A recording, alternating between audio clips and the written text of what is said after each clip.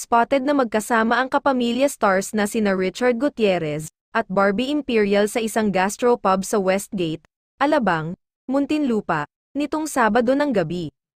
Ilang customers sa kanilang paligid ang kumuha ng video ng dalawang celebrity. Kumalat ang nasabing video sa social media, hindi gaanong malinaw ang video ngunit makikitang sina Richard at Barbie nga ang magkatabi sa isang mesa, kasama ang ilang kaibigan.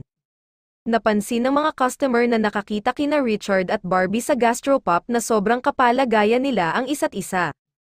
Bantay sarado ni Chard si Barbie, sabi ng isang source.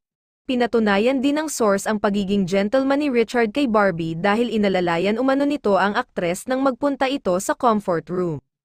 Sa kasalukuyan ay hindi malinaw kung ano ang namamagitan kina Richard at Barbie, na naging co-stars sa dating teleserye ng ABS-CBN na FPJ ang Probinsyano.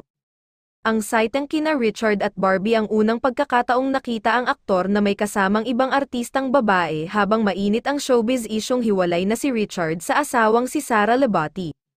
Si Diego Loizaga naman ang huling aktor na nakarelasyon ni Barbie, mula nang maghiwalay sila, wala nang alam ang publiko sa mga kaganapan sa personal na buhay ng aktres. Samantala, na-screenshot ng mga marites ang Instagram post ni kapamilya star Richard Gutierrez hinggil sa isang quote card patungkol sa past, present, and future. Aniya sa ibinahaging quote card, "The past is for learning. The present is for living, the future is for growing." Bagamat wala namang tinukoy kung para saan o kanino ito, iniugnay ito ng mga netizens sa breakup rumor sa kanila ng misis na si Sara Lebati. Hanggang ngayon kasi ay wala pang kumpirmasyon mula sa kanila sa kung ano na ba talaga ang lagay o estado ng kanilang relasyon, dahil sa tila parinigan ng kanilang mga magulang sa social media kaya nasasabi ng netizens na may something wrong sa relasyon nilang dalawa.